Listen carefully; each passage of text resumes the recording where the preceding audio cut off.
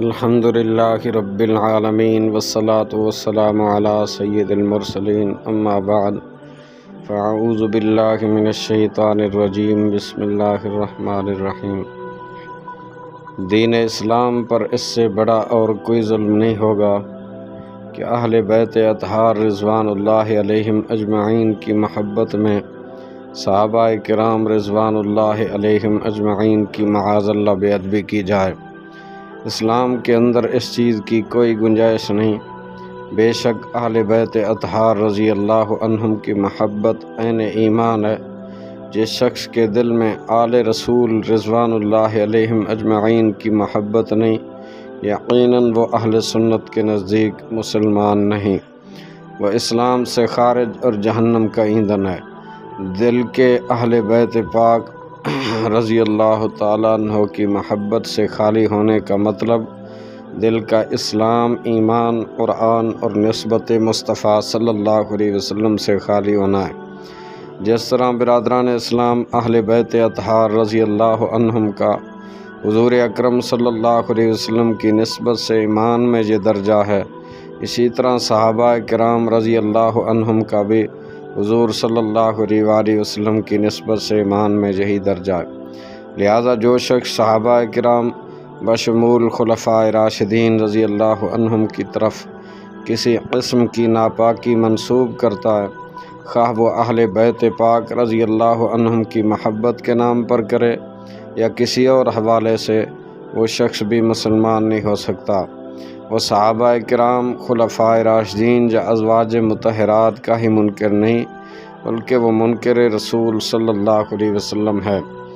بعض لوگ اہل بیت اطہار رضی اللہ عنہم کی شان اس طرح بیان کرتے ہیں کہ جیسے صحابہ کرام رضی اللہ عنہم سے ان کی معاذ اللہ کوئی مخاصمت یا لڑائی تھی، یوں ہی اس کے برعکس بعض لوگ شان صحابہ اس انداز میں بیان کرتے ہیں۔ ہمارا دعویٰ یہ ہے کہ صحابہ کرام رضی اللہ عنہم اور اہل بیت اطہار رضی اللہ عنہم کے درمیان بے حد محبت تھی۔ اس کی سب سے بڑی دلیل یہ ہے کہ وہ ایک دوسرے کی فضیلت پر احادیث بیان کرتے ہیں۔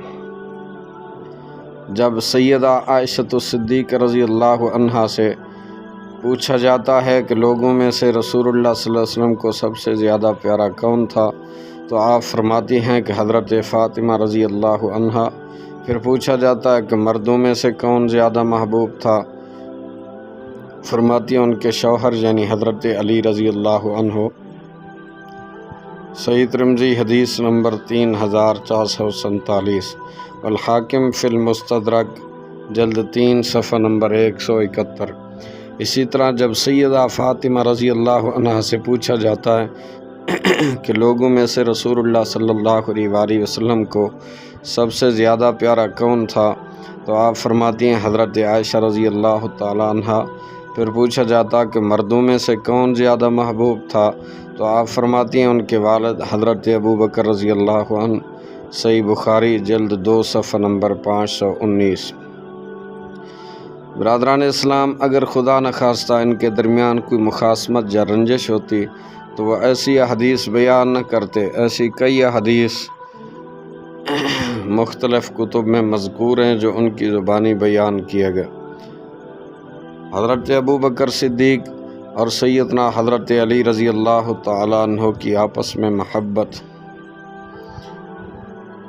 حضرت ابو بکر اور حضرت علی رضی اللہ عنہ کے درمیان کس قدر محبت تھی، اس کا اندازہ اس حدیث پاک سے کیجئے۔ قیس بن ابی حازم رضی اللہ عنہ سے روایت ہے، ایک دن حضرت ابو بکر رضی اللہ عنہ حضرت علی رضی اللہ عنہ کے چہرے کی طرف دیکھ کر مسکرانے لگے۔ حضرت علی رضی اللہ عنہ نے پوچھا، آپ کیوں مسکرا رہے ہیں؟ سیدنا ابو بکر رضی اللہ تعالی عنہ نے فرمایا، میں نے آقا و مولا صلی اللہ علیہ وسلم کو یہ فرماتے ہوئے سنا ہے کہ پل صراط پر سے صرف وہی گزر کر جنت میں جائے گا جس کو علی وہاں سے گزرنے کا پروانہ دیں گے۔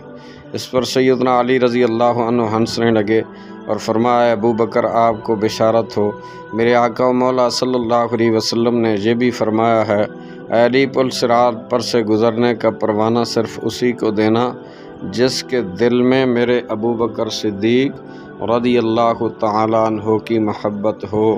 الریاض النظرہ فی مناقب الاشرا جلد 2 صفحہ نمبر 155۔